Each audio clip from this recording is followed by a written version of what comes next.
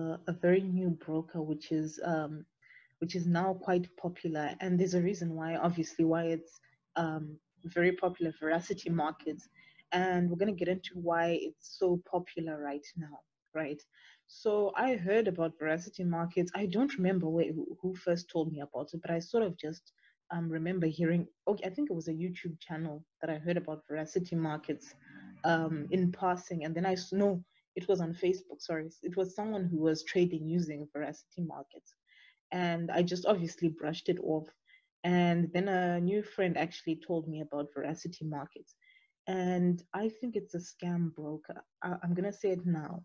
But if you don't believe me and you want to deposit with them, please look at all of the evidence I'm showing you right now before you deposit. I wouldn't be out calling something a scam unless I had some evidence to show that something is very suspicious. So Veracity Markets, first of all, this is its web page, right? Very nice web page. Nothing seems wrong with it. It says $10 minimum deposit. I don't know if that's actually true. Maybe it's true, I doubt. But for the standard account, a fixed account, and an ECN account, the recommended deposit is 250. We're going to get into why the recommended deposit is 250, even though the minimum may be 10. We're going to get into why the recommended is 250. And then the leverage, obviously, they're going to recommend a leverage of 1 is to 500, so you blow accounts. There's a reason for that.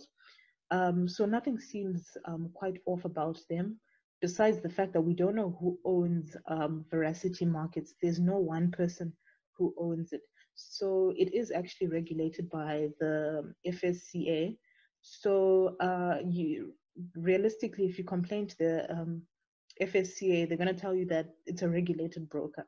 But just because a broker is regulated doesn't mean that they're actually a good broker, that they're not a scam, because we know that JP Markets was regulated by the FSCA. Remember that even though it's regulated by the FSCA only wakes up when they start hearing complaints.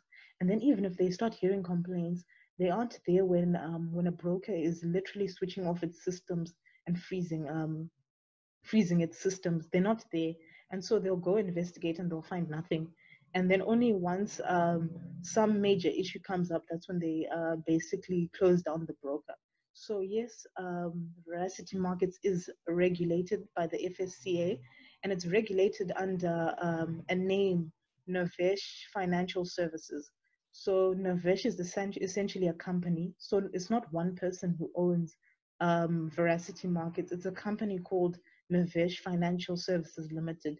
And that's important to note right here, that it's a company. It's not one person like Jason Paulson or something. It's a company that owns Veracity Markets. We're going to get into why that's very important. But before we do that, let me show you something interesting. So Navesh Financial Services, it's in Durban, and it's an accounting consulting company. That's important, especially when I was telling you why it's important that Navesh owns it. It's an accounting company. Why is an accounting company opening a brokerage firm? When you ask yourself that why, you realize that they've noticed something. And I said this about JP Markets.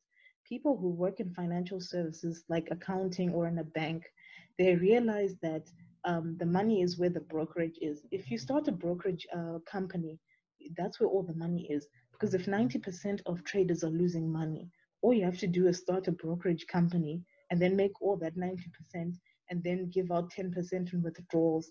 From the FSCA's investigation of JP Markets, we found out that JP Markets was making 300 million rands a month.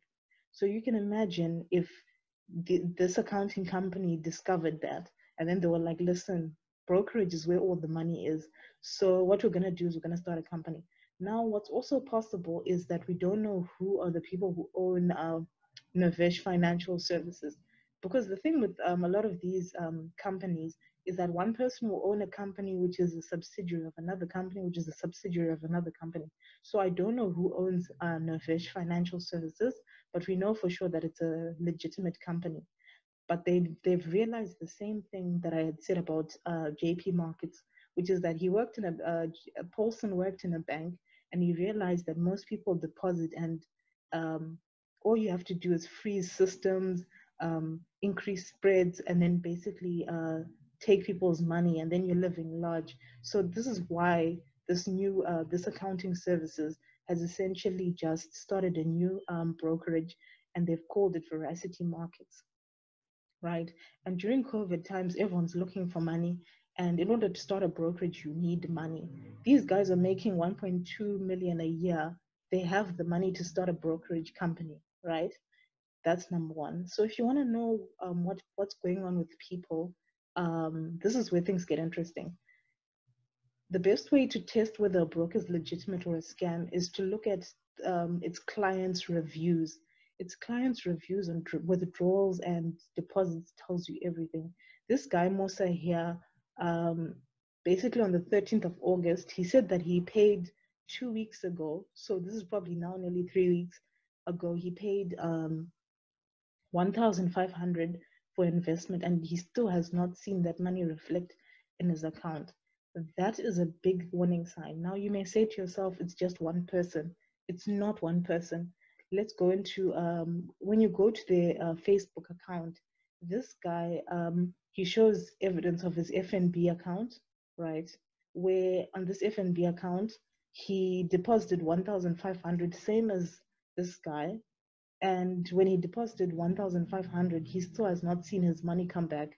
So this is Sabelo, right? He deposited 1,500, and then Sibu says he has the same problem, right?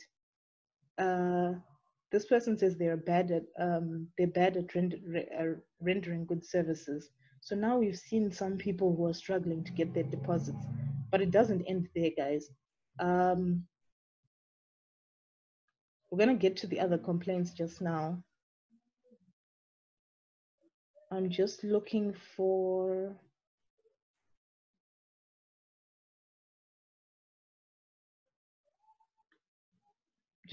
something that I had seen. Right, okay. Here's a website where people were commenting on Veracity Markets, and all these comments were saying they're the worst broker I've ever come across. They're the worst. Be careful.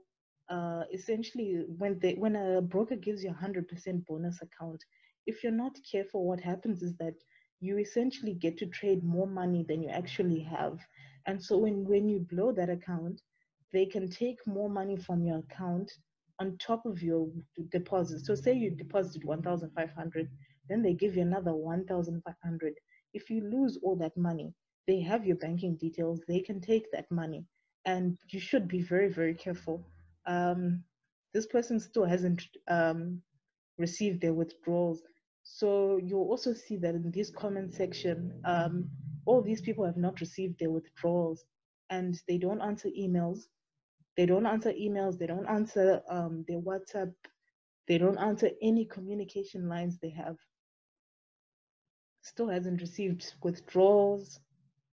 Deposits aren't reflecting. This broker is a scam. Imagine depositing on the 8th, and then 2 days later, your deposit hasn't reflected. I trade with XM, and I can tell you now, when I trade with XM, if I say I deposited, the minute I put in my PIN, it immediately reflects, even if the bank pays later. XM immediately reflects that you've deposited, right? Same thing. This broker is a scam. They will not pay out your withdrawals. If you go through all these comments, you'll see people are saying the same thing, that they deposited their money weeks ago, still not reflecting. Their money scammers. All these people are complaining, and it's actually quite sad. And there's a reason why, just to end now, there's a reason why brokers like this become very popular. They become very popular because of IB agreements. What IB agreements are is essentially that Forex educators, those people who teach you lessons, when they tell you, I use Veracity Markets, they essentially sign an IB contract with Veracity Markets, so that every time you trade, they get a percentage of the money the broker makes. So essentially, educators and the Veracity Markets are in agreement to make money off of your deposits. So if you don't believe me, here's a conversation of a guy who clearly has an IB agreement. As you can see, he has an IB agreement with Veracity Markets, and he's complaining to them because he's recommended his clients to Veracity Markets. Oh, shame. He's he's soon gonna realize that they're a bad broker. But essentially, that's why these scams like Veracity Market, they end up growing really, really big because they're marketed by the educators. You'll see educators will start saying, "I use Veracity Market, use this link, sign up, use an account, open deposit 1,500, and then they'll take a percentage of that with the broker." So you want to be very careful with these brokers. I'm sorry, even though Veracity Markets has office in Cape Town, I think, you need to be very, very careful. Some of these brokerages that are opening up now, they only operating because they know that that's where all the money is. And it's so sad to see now that you'll see why. I don't understand why, if they have, because I heard something that Veracity Markets is only regulated in South Africa. That's a big, big concern because we know for sure that our regulating bodies here in South Africa are useless. They just sit on the sidelines until people lose lots of money. So think for yourself, guys, and decide for yourself.